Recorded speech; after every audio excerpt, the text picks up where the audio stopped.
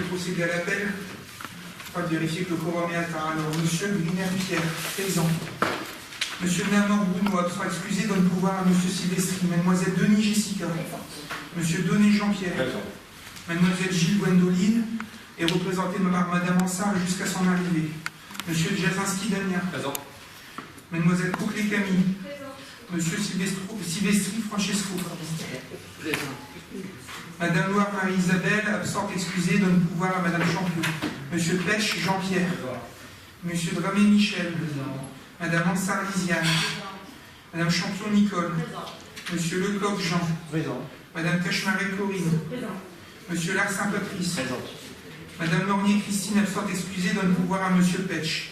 Madame Deleuve Christelle, absente excusée, donne pouvoir à monsieur Ducrot. Monsieur Ducrot Régis. Madame Cluse Alexandra. Madame Legrand Delphine, absente excusée, donne pouvoir à monsieur Larsin. Monsieur Descamps Didier. Madame Massier Cathy, absente excusée, donne pouvoir à Camille Coquelet. Mademoiselle Dubocage Alison, absente excusée, donne pouvoir à monsieur Descamps. Monsieur Place Marc. Madame Guisgan Fernand. Oui, c'est ça. Présent. Monsieur Gaillet Joël. Présent. Monsieur Collet Patrick. Présent. Madame Dubois Jacqueline, absente excusée, donne pouvoir à monsieur Griner. Très bien. On propose un président de séance, monsieur Ducrot. C'est OK? C'est bon? Ça sera noté? Secrétaire de séance, oui. Allez, allons-y, c'est parti. Le premier point à l'ordre du jour correspond au vote du taux des taxes locales. Donc voilà, nous proposons cette année, au vu d'augmentation au niveau des taxes locales pour la part communale, en sachant que les bases qui sont revues par l'État connaissent une augmentation en ce qui concerne la taxe d'habitation à hauteur de 3,15%, la taxe foncière bâtie plus 0,86% et la taxe foncière non bâtie plus 1,08%. Donc on a les bases prévisionnelles 2015, le taux d'imposition 2014, donc il y a un tableau qui a été repris. Donc voilà, sur le sujet, nous on vous propose de voter des taux d'imposition pour l'année 2016, 25,39 pour la taxe d'habitation, 39,95 pour la taxe foncière bâtie et 94,13 pour la taxe foncière non bâtie. Taux identique, hein, je vois encore 2014, 2013 et quelques années avant. Y a-t-il des remarques particulières sur le sujet? Oui. Non, simplement, on se félicite de la non-augmentation des taux. Et la preuve, c'est que le Sotoisise a fait un beau copier-coller du tableau de l'année dernière. Effectivement, le travail a été demandé par les services. La commande que moi j'ai faite en tant que maire sur en tant que maire sur le sujet, c'était de garder les mêmes taux au niveau de la commune. Après, les bases évoluent et puis il y a d'autres éléments qui viennent perturber sur le sujet, effectivement. Mais l'idée, c'était de tenir un niveau. On est quand même je ne vais pas dire dans le peloton de tête, mais 6e ou 7e commune d'arrondissement où les taux sont les plus élevés. Donc voilà, on va pas refaire le tableau, on l'avait fait au moment de l'audit financier, on fait tous les ans sur le sujet. Voilà ce qui est présenté. Est-ce que si les remarques sont faites, on va passer au vote? Mais, oui. Monsieur le maire, qui est assis à ma gauche, c'est le taux 2013 ou 2016? 2016, c'est une erreur de reprise. C'est une erreur de reprise, mais ça sera bien le taux 2016. Puisque ça existe, ils n'ont pas évolué, voilà, depuis cette époque-là. On les match en même niveau. Donc voilà, juste une erreur de transcription, mais les taux 2016 sont bien ceux-là. Je le répète encore une fois pour la clarté.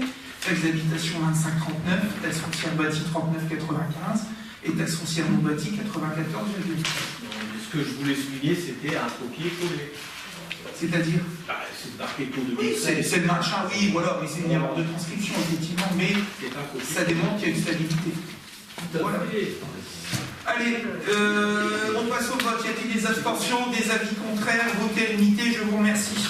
Le point suivant, c'est la présentation et le vote du budget principal 2016 de la commune de Quiévrochamp. Alors, un budget 2016 avec une section de fonctionnement qui a été boostée, effectivement, puisque on a une somme assez importante qui vient s'inscrire, vous le reverrez dans le détail, au niveau des produits exceptionnels, puisqu'il s'agit de l'indemnisation d'incendie des ateliers municipaux qui est encaissée en recettes de fonctionnement. qui se fait à peu près à hauteur de 880 000 euros, donc qui donne un budget assez boosté. On passe la barre des 8 millions d'euros, alors qu'une commune comme la nôtre qui est généralement autour des 7 millions et demi sur le sujet. Voilà. Un commentaire général, peut-être sur la section fonctionnement, je vais donner en détail les recettes de fonctionnement.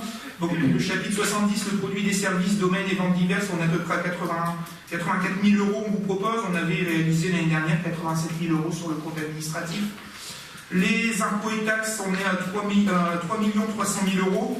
On était sur un résultat l'année dernière de 3 370 000 euros.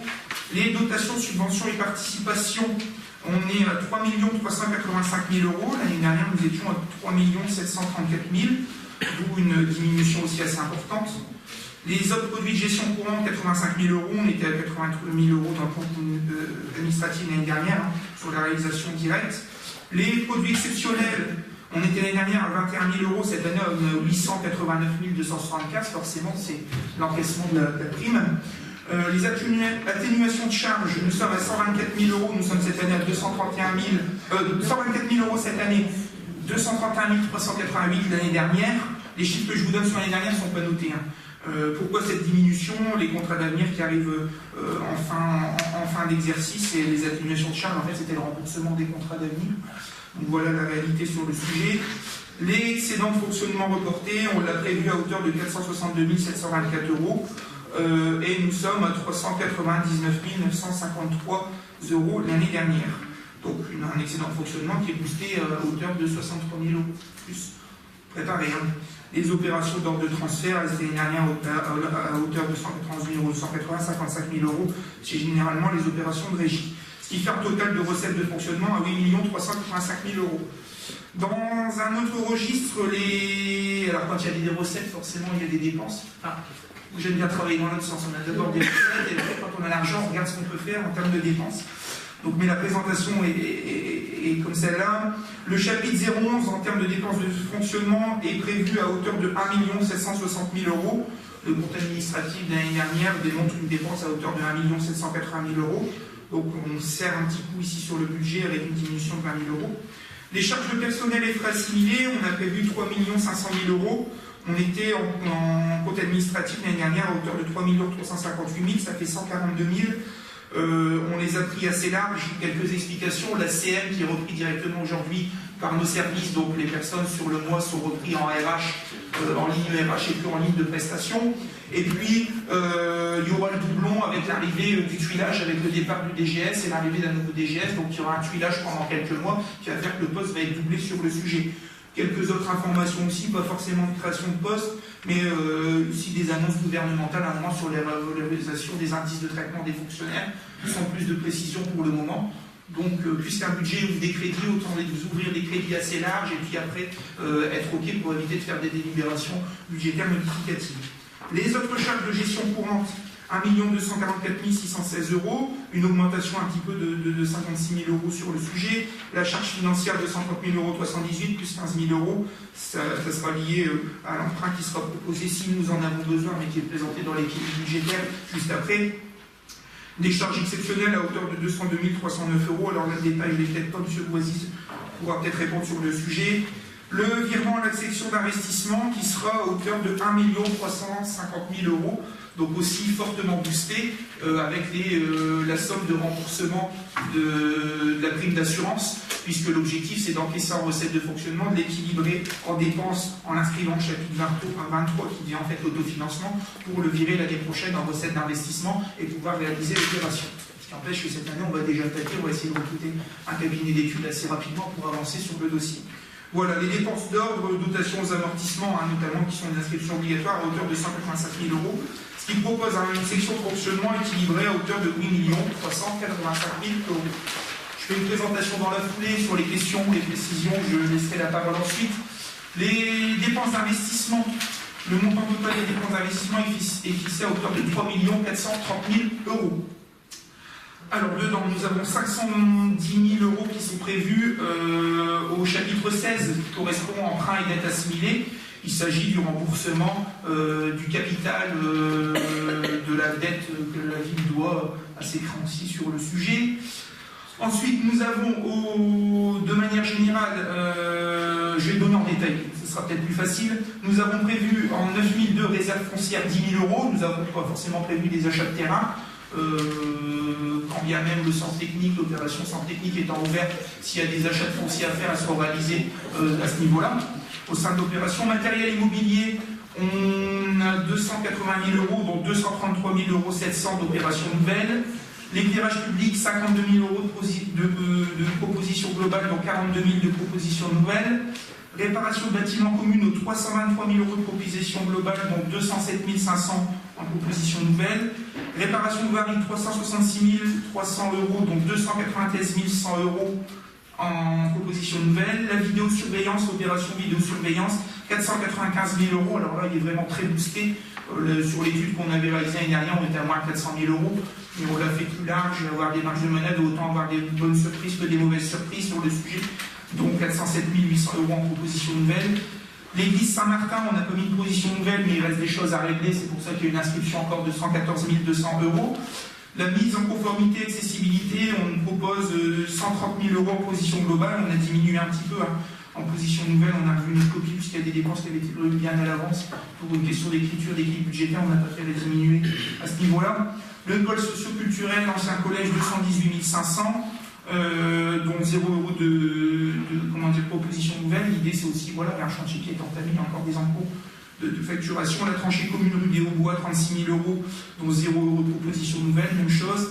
Et l'opération 9100, construction du centre technique municipal, avec 840 000 € en proposition globale, dont 840 000 en proposition nouvelle. Ensuite, il y a le chapitre 040, les opérations de transfert entre sections. Ce sont les travaux en régie que vous trouvez affichés en section de fonctionnement.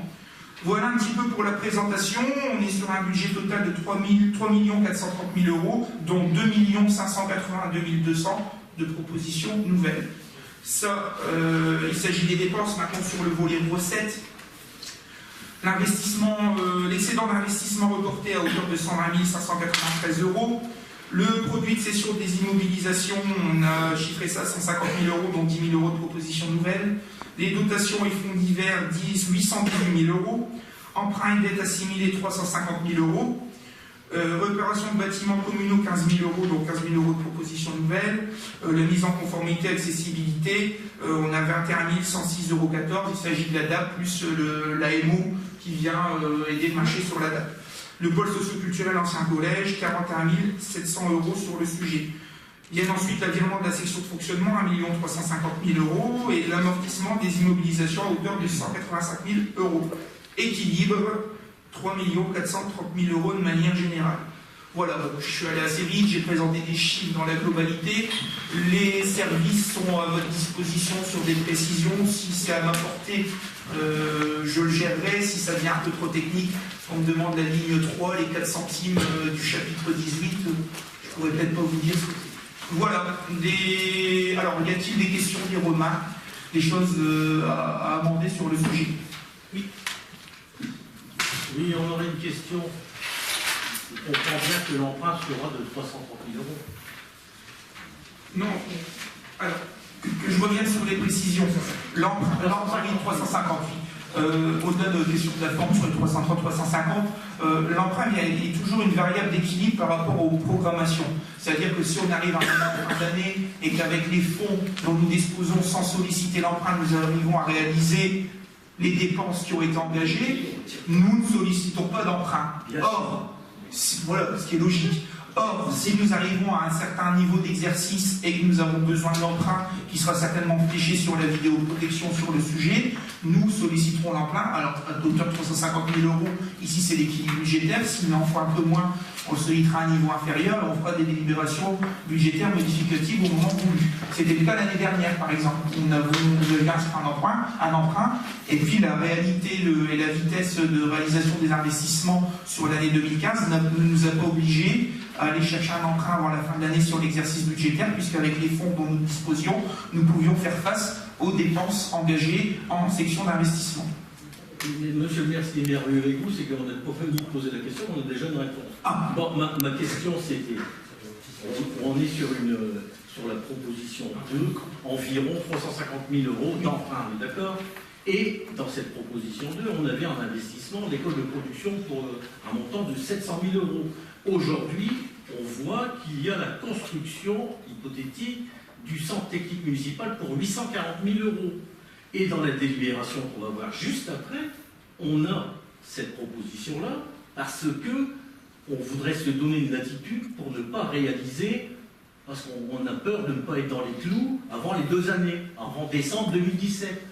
Donc, ce que je veux dire, c'est que vous programmez 840 000 € pour 2016, alors que vous savez pertinemment que ce ne sera pas fait pour 2016, donc vous faites un emprunt qui sera à hauteur de 330 000 pour une réalisation qui ne sera pas effectivement faite en 2016.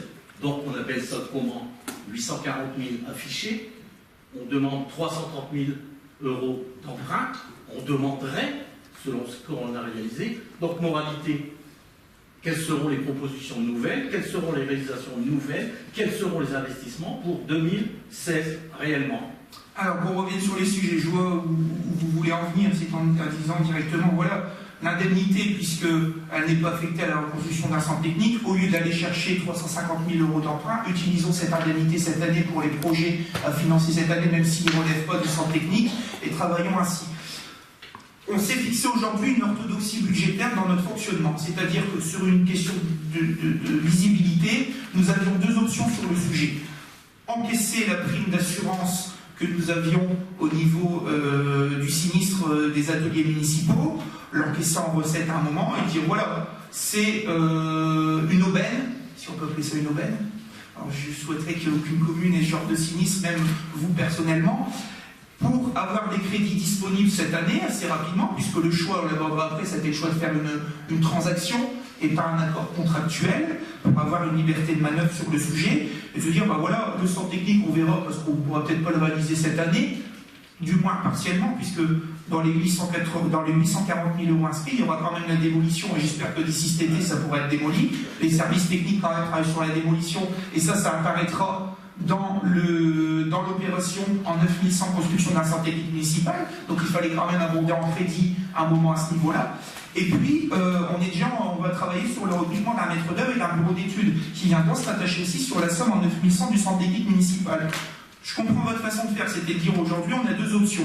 Soit on a de l'argent qui va rentrer et on l'utilise pour d'autres opérations d'investissement, stade cheval. Non, mais on a de l'argent qui va rentrer via le remboursement de ce sinistre qui vont servir à faire d'autres opérations et qui vont nous obliger à pas par recours. Attendez, chacun son tour. Hein. On va à travailler sur ce genre de choses, à avoir de l'argent qui rentre aujourd'hui et qu'on pourra dispatcher sur des opérations qui ne sont pas liées à la reconstruction du bâtiment sinistré.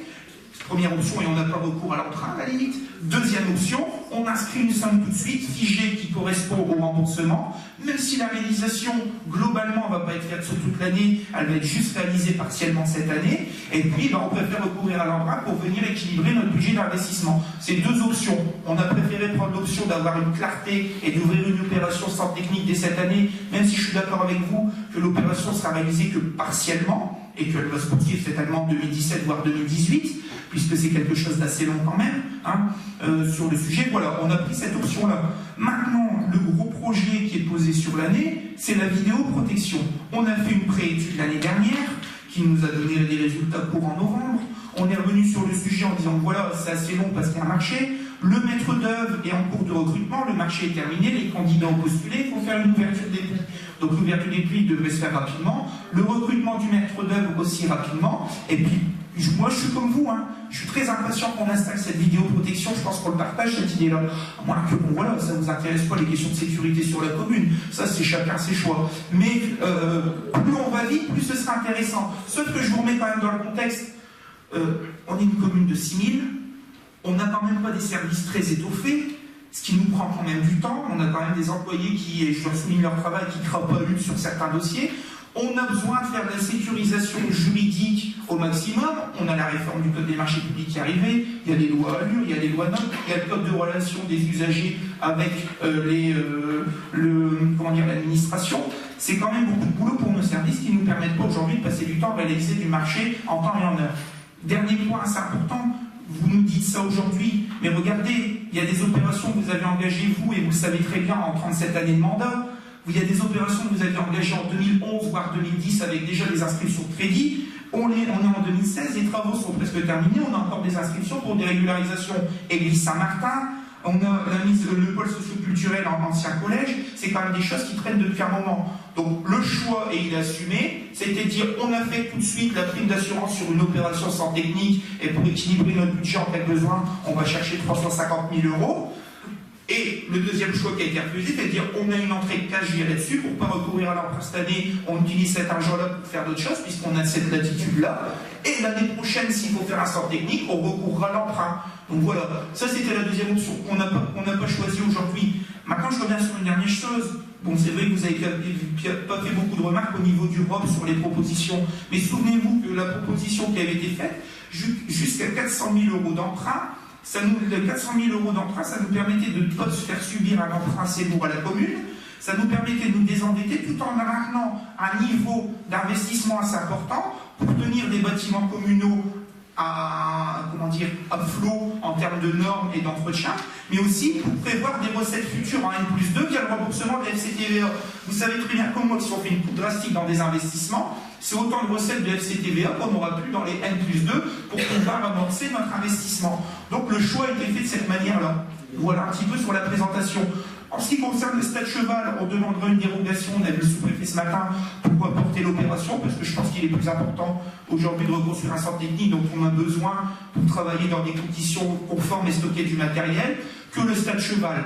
Première option. Gouverner, c'est faire des choix, c'est assumer, c'est prévoir. Le centre technique, on ne pouvait pas le prévoir. Aujourd'hui, on gère, on assume et on fait des choix. Voilà ce que je voulais dire sur le sujet. Dites-moi, monsieur le maire, quand on n'a pas de questions, avec vous, on a des réponses. Je vous ai simplement posé le problème. Je vous ai demandé, quid de l'école de production? Elle était dans la mouture numéro 2, elle n'est plus là aujourd'hui. Deuxièmement, je vous dis, en investissement, et vous, à juste titre, vous venez de dire qu'il faut faire des investissements pour avoir un fonds de compensation de TVA important, et je vous donne raison. Pour preuve, c'est que je vous dis qu'en investissement réel, il n'y aura rien cette année. Donc c'est bien un budget peu ambitieux qui ne relancera pas l'économie, qui ne relancera pas les investissements que les communes et que toutes les institutions régionales ou départementales peuvent faire, et que c'est un budget à minimum. Alors vous m'expliquez après, vous me dites que c'est un choix qu'on a fait. Bon, je ne vous ai pas parlé des choix que vous allez faire. Je vous dis simplement que vous avez inscrit quelque chose qui ne pourra pas être réalisé. J'en veux pour preuve, c'est que vous allez vous asseoir sur 180 000 €. Oui, ben oui, puisque vous allez, dans un deuxième temps, nous allons voir l'assurance, et l'assurance dit, vous aurez 1 100 000, je ne sais plus combien, si vous faites avant le 31/12/2017. Vous prenez déjà l'option que ce ne sera pas faisable, puisque vous dites, on va avoir un dédommagement à hauteur de 840 000 €. Donc voilà ma question. Maintenant, je n'attends pas à ce que vous me donniez raison, mais au moins que vous répondiez à ma question et que vous ne passiez pas dans des fioritures dialectiques qui n'ont rien à voir avec ce que je vous ai posé comme question. Merci, monsieur le maire. Merci, monsieur Gaillet. Et non, comme réponse, je vous le redis encore une fois, on ne va pas dépenser l'argent qu'on n'a pas. Moi, si l'État me fait un chèque de main d'1 million € pour faire des investissements, je serais très heureux de les faire. Encore faut-il la capacité aussi. Alors, les idées, on en a. Il y a des choses à faire, on en a, je pense, comme dans toutes les collectivités. Mais encore faut-il les moyens administratifs et techniques pour les réaliser. C'est-à-dire, à un moment, des réalisations de marché public, des études à minima, ou la recherche de subventions ou de financement au maximum, qui des fois perdent 2-3 ans, pour avoir un projet subventionné 70% de fonds extérieurs pour qu'il soit le moins pesant possible sur le budget communal. Vous nous dites qu'on ne va pas encore investir cette année. On ne doit pas lire les mêmes chiffres. Si vous estimez que 3 430 000 €, c'est rien du tout, voilà, chacun son choix. Moi, je trouve que c'est une somme intéressante et que c'est une somme qui mérite d'être revue dessus et qu'il y a du travail qui va être réalisé cette année. Alors, on a des choses, on a une vision peut-être différente sur le sujet, mais c'est la seule réponse que je peux vous apporter dessus. Voilà, tout simplement. Madame Guisguan. Alors, dans le ROB, vous nous aviez présenté les engagements pluriannuels, hein, avec les échéances. Et là, bon, j'ai consulté le pavé, là, j'ai pas trouvé. Est-ce que vous avez fait paraître ces engagements pluriannuels? Parce qu'il y en a un qui, dans l'échéance, est à 11 mois. C'est les fibres du Hainaut. Donc, est-ce que vous l'avez fait paraître ici? Parce qu'en 11 mois, c'est plus beaucoup, quoi. Il ne reste plus beaucoup. Je sais que vous allez revoir la convention, mais je ne pense pas que vous allez revoir quand même les annuités. Qu'on revienne dessus. Non, il n'apparaît pas directement, pour diverses raisons. Deux raisons. La première, on demande une révision de convention. La deuxième, puisque l'opération menée par l'EPF d'ici 11 mois sera peut-être pas terminée. Donc on demandera une prorogation, comme ça se fait sur notre secteur, pour continuer un certain nombre d'années avant de reprendre et que l'opération de l'EPF se termine. Donc il n'apparaît pas forcément dessus. Maintenant, on fait un débat sur le budget. Je trouve ça un petit peu triste. Je vous ai trouvé un bavard il y a 15 jours. Alors je me demande pourquoi, il y avait peut-être une délibération qui vous gênait à la fin. Donc on vous a pas entendu. Mais vous êtes en train de me faire une explication du ROP qui a été tenue il y a 15 jours avec un propos liminaire de M. Kolebaki dessus, parce qu'il est intervenu au nom du groupe, et s'il y a eu une réaction, il faut dire telle qu'elle est, mais pas autant de questions. J'aurais aimé qu'au moment du vote, vous me disiez, attendez, l'engagement pluriannuel, est-ce que vous allez l'inscrire au budget? Dans 11 mois, il faut racheter les fils du Hainaut ou quoi que ce soit. Moi, je vous réponds par deux choses. La convention doit être revue et devrait être re-signée, ce qui va mettre en place de nouvelles conditions. Et deuxième chose, je pense que l'intervention de l'EPF en termes d'aménagement, de démolition, etc., ne sera peut-être pas terminée d'ici 11 mois. Simplement pourquoi? Parce que les services ont pris énormément, de l'EPF, ont pris énormément de retard, il y a eu des marchés infructueux. Cette fois-ci, le permis de démolir n'a pas été déposé en temps et en heure, donc on repart encore pour 3 mois d'attente de permis de démolir. Donc je pense que d'ici 11 mois, on ne sera pas en capacité, l'EPF ne sera pas en capacité de nous céder un bien, entre guillemets, accessible et qui va jusqu'au bout de la convention. D'où la non-inscription de cette somme-là au budget de l'année 2016. C'est pour tous les autres engagements également. Il y en a en 2016. Oui, mais ça va vite. Sauf que Comment? Sauf que certaines conventions vont être revues, et certaines conventions, on est en train de travailler, exemple Lilo Équipart, on a une visite de l'EPF ici la semaine prochaine avec la nouvelle présidente et la nouvelle direction, avec la CAVM, et une visite d'un bailleur investisseur qui serait peut-être prêt à racheter directement à l'EPF, sans passer par la case ville, ce qui fait pour supporter, entre guillemets, des charges à la ville comme intermédiaire, directement à l'EPF pour réaliser un projet de béguinage. Alors, on peut pas mettre le chariot avant les bœufs. Chercher des investisseurs, c'est compliqué. Régler des dossiers comme cela, c'est compliqué. Vous l'avez bien vu, les verreries, c'était un serpent de mer à l'époque. Entre l'aglo, le travail avec l'EPF, la dépollution, la recherche d'investisseurs, les questions de dépollution, de plan de gestion, etc., c'est assez compliqué. Mais voilà où on en est aujourd'hui pour être clair vraiment sur le sujet. Maintenant, le budget commence au 1er janvier 2016, il s'arrête au 31 décembre 2016. Je pense qu'aucun engagement pluriannuel apparaissant dans l'Europe sur le sujet n'a été oublié d'être inscrit sur le sujet, puisque finalement, il y en aura. Voilà. Plus de questions spécifiques sur le sujet? Eh bien, s'il n'y a pas d'autres questions, on va passer au vote. Alors, on va faire voter section par section et puis en recettes dépenses. La section de fonctionnement, ce qui concerne les recettes, y a-t-il des abstentions? Des avis contraires? Voter l'unanimité en abstention sur les recettes de fonctionnement. Très bien. Bon, vous avez eu une explication, non? Pas d'explication de vote? On ne sait jamais. Pour le plaisir, comme dirait un grand chanteur, il viendra peut-être l'année prochaine faire un tribut. Encore des commentaires, Non, mais encore des commentaires.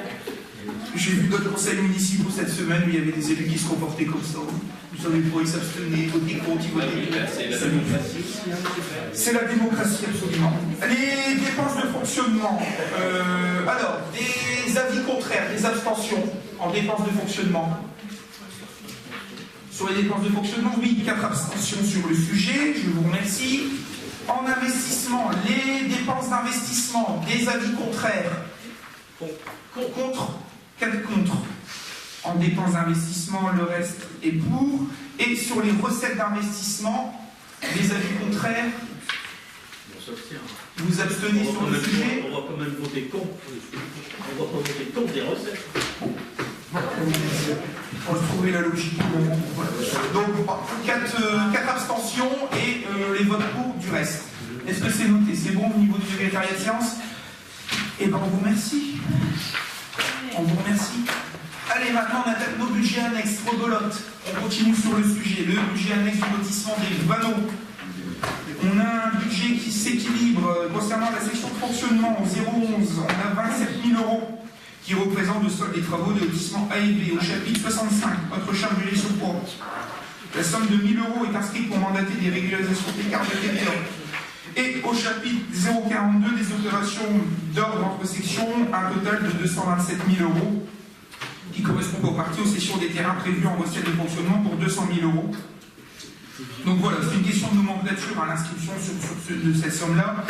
Un virement de crédit de la section de fonctionnement à la section d'investissement pour un montant de 45 000 €. Les recettes de la section de fonctionnement, 300 000 € au chapitre 70, les ventes de produits à la somme de 200 000 €. C'est ce qui correspond aux sessions de terrain restants à encaisser prévues en recettes d'investissement. Au chapitre 042 des opérations d'ordre entre sections, la somme de 54 000 € représente le solde des travaux de lotissement restants à réaliser. Donc voilà, enfin le résultat de fonctionnement 2015 reporté arrondi à 46 000 €. Concernant la section d'investissement, les dépenses d'investissement sont constituées d'une part d'une dépense d'ordre au chapitre 040, opération d'ordre de transfert entre sections pour un montant total de 54 000 €. C'est l'ensemble de travaux avec l'addition des lignes. Je vous passe les détails, 6015, 6042, 6045, 605, 6068 et 608 en dépenses de fonctionnement, ainsi que les autres écritures d'ordre à réaliser sur le lotissement à hauteur de 27 000 €.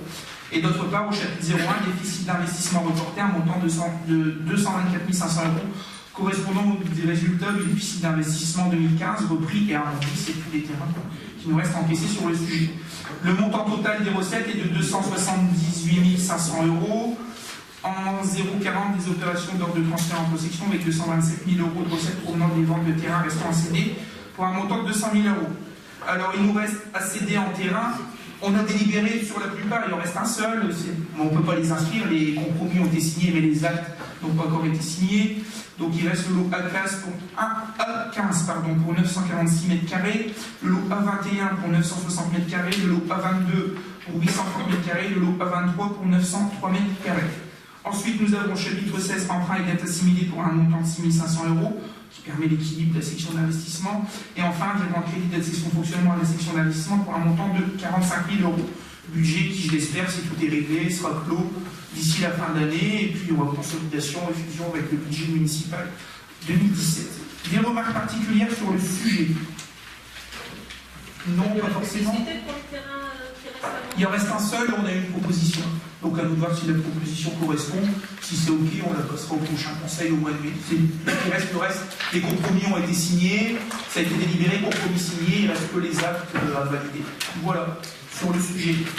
Et bien on passe au vote. Des avis contraires, des abstentions, voté à l'unité, je vous remercie. La présentation et le vote du budget annexe. Deuxième, les verreries, du lotissement des verreries. La section de fonctionnement, un montant total de dépenses et de recettes fixé à hauteur de 852 500 €. Alors, en dépenses de fonctionnement, le chapitre 011, charge à caractère général, nous avons la somme totale de 150 000 € qui représente le solde des études et de prestations, ainsi que celui des travaux pour la réalisation de la voie liaison entre la rue Jean Jaurès et la rue Cronvoy. Au chapitre 042, opération d'ordre entre sections, encore une fois, c'est des questions de régularisation et d'écriture budgétaire. On a la somme de 702 500 € sur le sujet. Le montant total des recettes est de 852 500 €.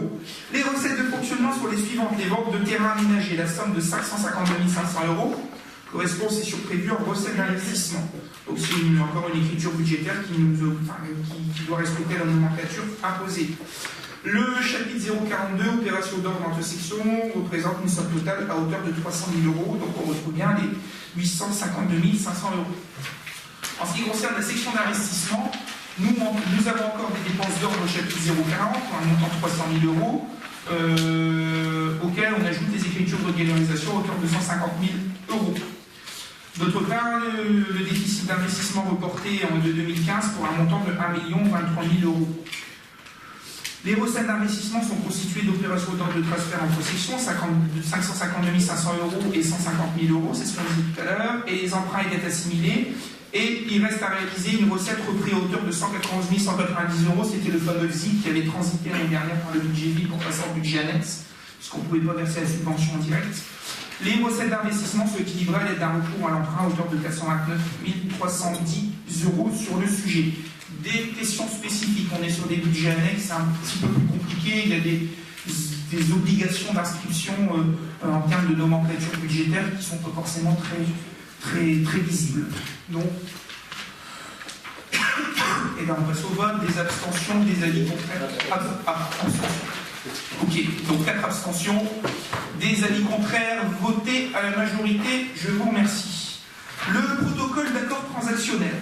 Alors là, je vais dire la délibération, je vais l'expliquer, mais pour que tout le monde ait une information claire et que les chiffres soient bons, et je pense qu'elle a été très bien rédigée, puisqu'elle a été travaillée par le DGS et par notre expert assuré sur le sujet. Dans la nuit du 4 au 5 décembre 2015, l'ensemble immobilier appelé les ateliers, le garage, comme dirait M. Petch, a été totalement endommagé par un incendie d'origine criminelle après qu'un véhicule soit volé à l'intérieur.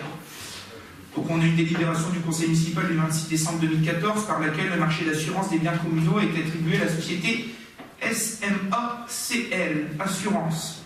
À la suite de la déclaration du sinistre, de la fourniture des justificatifs demandés, de l'expertise menée par la SMAC, sous la contradiction et l'analyse de l'assistant expert Galtier, agissant au nom et pour le compte de la commune, 2 propositions indemnitaires ont été remises. Elles figurent en annexe, 1 et 2.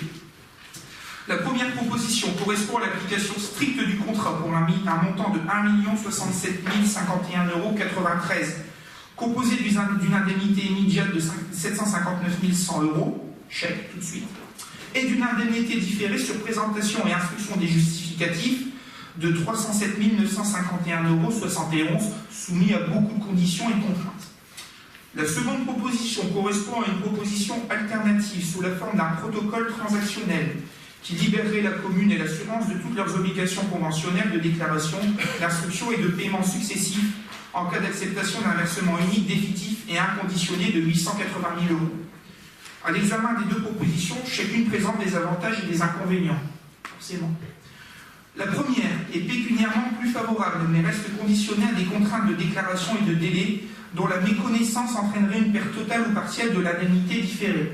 C'est-à-dire qu'aujourd'hui, on aurait eu un chèque dans cette option, chèque de 759 100 €, et le chèque différé pour arriver à 1 067 051,93 €, serait venu au fur et à mesure de l'avancement du chantier, qui devait être reconstruit en même endroit, avec les mêmes procédés, dans un délai de 2 ans à la date du sinistre, avec fourniture des justificatifs 3 mois avant la date butoir, c'est-à-dire pour septembre 2017, excusez-moi, sur le sujet.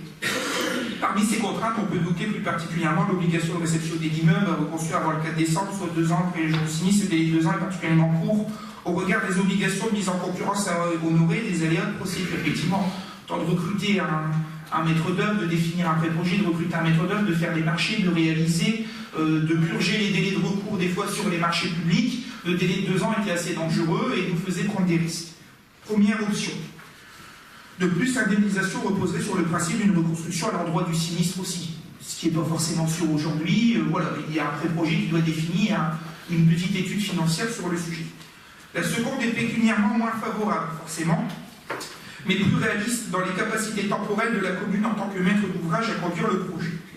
Ce protocole transactionnel est une forme d'indemnisation forfaitaire inconditionnée avec anéantissement immédiat des obligations de l'assureur et de l'assuré.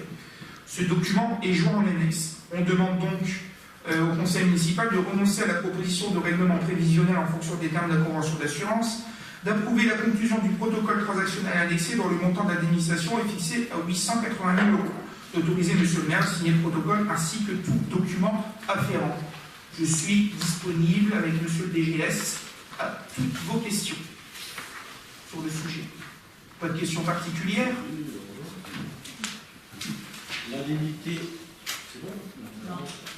C'est bon. L'indemnité différentielle, elle est de 300 000 et on pourrait perdre tout ou partie.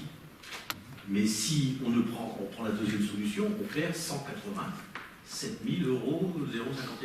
On est d'accord? Ouais. On est d'accord. Mais si on prend la première solution, il faut que le bâtiment soit construit avant décembre 2017. On est d'accord. S'il n'est pas fait ou s'il n'est partiellement pas réalisé, on perdrait cette différence-là. Oui, De 300 000. oui. D'accord. C'est ça. Mais on perd déjà 180 000 si on prend la deuxième solution. Oui. Donc, ne peut-on pas travailler pour faire en sorte que cette différence-là soit inférieure à 180 000? La négociation a déjà été faite avec les experts de la SMAC. Nous vous donnons la meilleure proposition que l'assurance peut faire sur le protocole transactionnel. Pour donner quelques informations sur le sujet,